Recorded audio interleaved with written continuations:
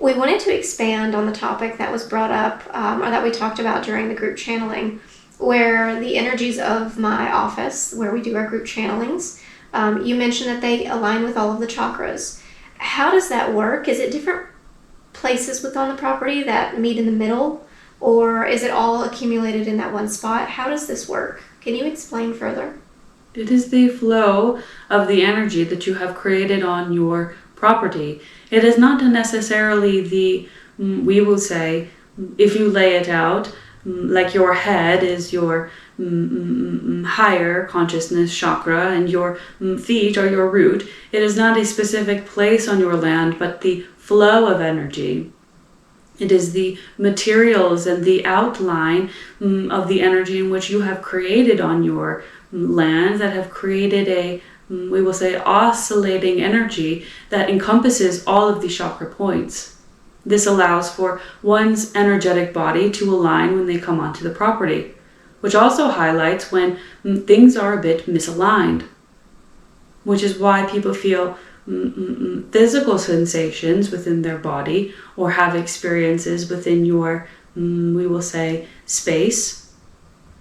Their energy fields are aligning within your land and your office space. So does that mean more things, civilizations, beings are aware of my space? Does that light it up, so to say? Yes, you are quite a lighthouse where you are. But the protections in which you use suffice for the things that you are trying to keep at bay. Is there anything else that's interesting or fun that we could know about that in that space? The tools and things that you create hold this energy, and that's when people buy these pieces, whether they are crystals or creations of your own, they are keeping a piece of this energetic alignment with them, which helps highlight their path forward and the things in which they need on their own journey. That's fascinating. I didn't realize that. The thing that is important to understand is that you are a creator of much. You can create energy fields, and you can create much more than that can be comprehended at this time. But this is something that you already know. It is information in which you can access through your own channeling of sorts. This is what happens when you are building things like pyramids and doing your crafts. You are channeling energy that is not quite of your own, we will say, origin, but not in a negative light. It's not that you are channeling bad things or anything like that. You are channeling a higher consciousness through your body and through your hands. I always felt like I was checking out whenever I create something, so that makes a lot of sense. Yes, you are getting out of the way, we will say. Okay, well, we have other questions, and I'm going to have to pull up those questions because I cannot remember them verbatim. Can we ask about the astrology of this coming year, the one we are in, and how that's going to play out for those who are here at this time? What is important about the astrology is not to get so hung up on the astrology.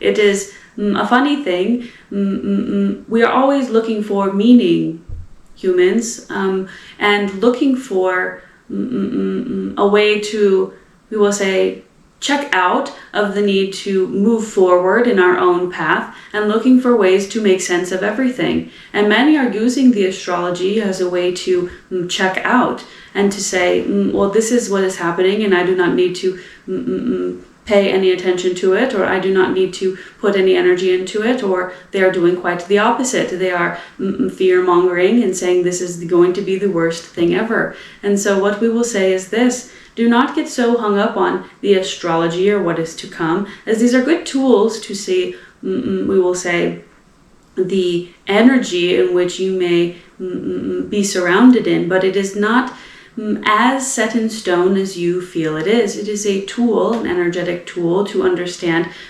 forecasts. However, there is a spectrum to everything, and we would like to highlight the timelines in which you are on. This is changeable, and the astrology is a spectrum, just like a timeline is a spectrum. And so the energy in which you put into your own timeline and the things that you are creating will manifest just that. And so the energy of the astrology is whatever you want to read it as. And we know that this will frustrate many who are said astrologers, but there is a variance to all things. And really, you are assigning the meaning of what it is to the astrology. Now, this is not to say that astrology is not a valid tool and resource, because it definitely is. But what we are highlighting is people will assign their meaning to this astrology and use it in that way. And we are saying, let it be an open tool, an open vessel for, we will say, hope and future movement. As right now in the collective, the astrology will say that it is doom and gloom. As in your area, you are going through a Pluto return, which is a lot of doom and gloom, as people will see, but there is a crumbling that is needing to happen in order for a new to be built, new world, new energy, new understanding. And so do not assign such, we will say, negative viewpoints to the changes in which are happening within your energetic reality and sphere. It is important to understand that you can create in this time of destruction and chaos. You can create the life in which you want to live. And so, moving forward, the energy of what we're walking into, is there anything that is important about that that would be helpful to understand or know? There is much manifestation power in which you hold, as you are the creator of your reality, which we have highlighted once before, many times before actually. And so do not get caught up in everything that is happening within your reality, this crumbling of this structure. Allow it to happen. Allow yourself to, we will say, fall apart to come back together. There are many things that you may lose. And this is not to the detriment of you, but to the benefit. How can you adapt and change in these coming times? And how can you create the life in which you would like to live? How can you rebuild the structure in which you would like? Many of you have built faulty ground on past experiences of childhood as well as the collective that you are in. And this is a time of rebuilding. One in which things will crumble and fall apart, and it may be very difficult. But you have been in this energy for quite a long time. And so this is a message of hope and creation for your future. How would you like to create a reality that you would like to live in? What does that look like? And how can you show up in that time and time again? And sometimes it is bringing back things in which you did enjoy from childhood, or things that are a bit outdated, bringing those things back and creating more of that, the things that you do enjoy.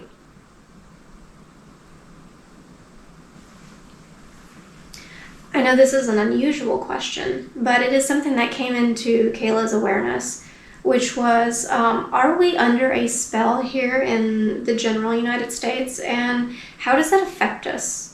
How does that impact all areas of our lives? Is this a reality that we live in, and is there a way to transcend that? Yes, there is much energy work being done on your collective at this time. You are many times easily controllable when this is happening. This is also goes hand in hand with the mass chaos that is taking place within your, we will say, United States, but also the world at large. This is, we will say, a last-ditch effort to keep you, we will say, they keep wanting the word to use, like qualmed and like sedated in a way.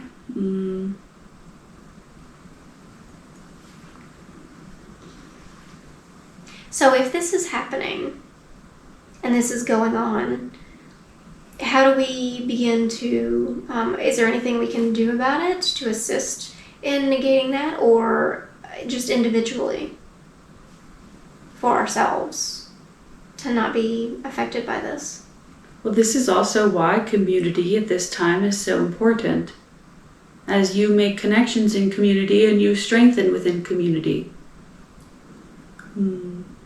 The daily energy work that one does in order to reconnect with your center also is very beneficial in order to see between the lines, so to speak. So focusing on your inner world and allowing your discernment to lead the way is very important in helping you overcoming these energies being placed on the collective. But when you come together in community, say in your channeling events, you are creating an energy that busts through these, we will say, energies and stories that are being placed on the collective. But the more that you tune into the energy of the chaos, the more that that is created.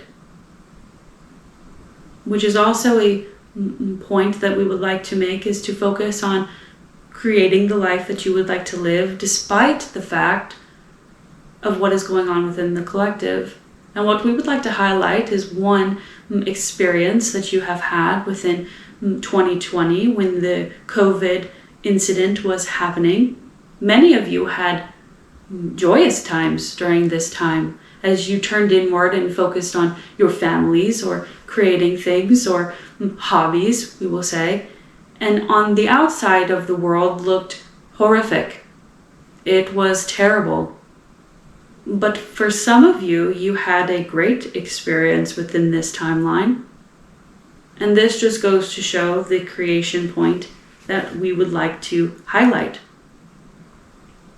There is a time in the coming years of destruction, but that does not mean that it is the end of the world.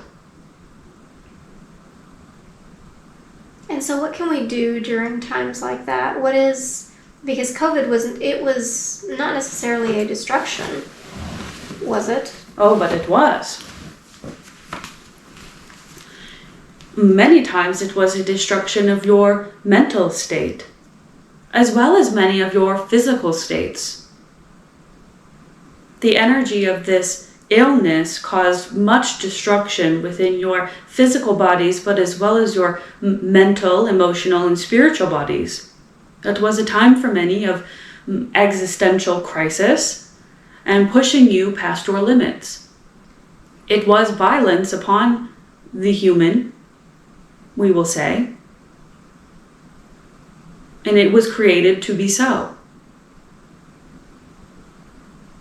And so if there is more of this to come in whatever form it shows up, it's not to fear it, but to know that we can still create an energetic space where we are not playing into it and not experiencing it in the same manner.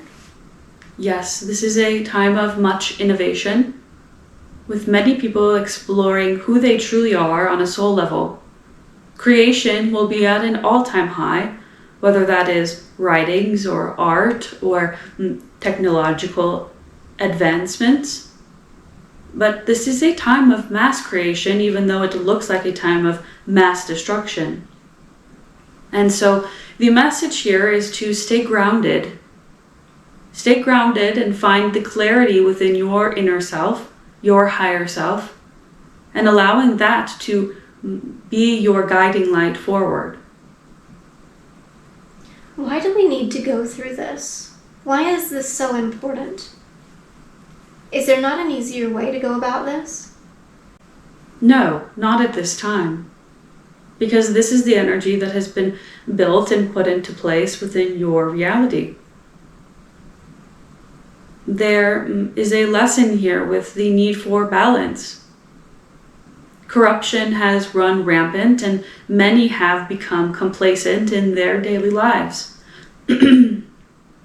They have trusted so much in letting another guide their life that they have become so disconnected from their own spirit.